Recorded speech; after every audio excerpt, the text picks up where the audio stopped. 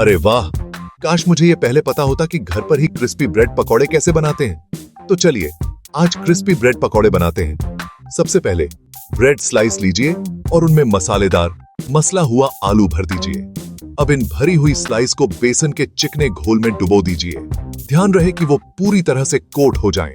अब सावधानी से इन्हें गरम तेल में डालकर सुनहरा और क्रिस्पी होने तक तलिए। ओहो, वो तलने की आवाज और खुशबू तो बिल्कुल लाजवाब है। तल जाने के बाद इन्हें एक टिश्यू पेपर पर निकाल लीजिए ताकि एक्स्ट्रा तेल सोख लिया जाए। इन क्रिस्पी पकौड़ों को गर्मा गर्म चाय के साथ सर्व कीजिए। बनाने में कितने आसान, खाने में कितने क्रिस्पी और स्वाद में कितने लजीज। आज ही ट्राई कीजिए।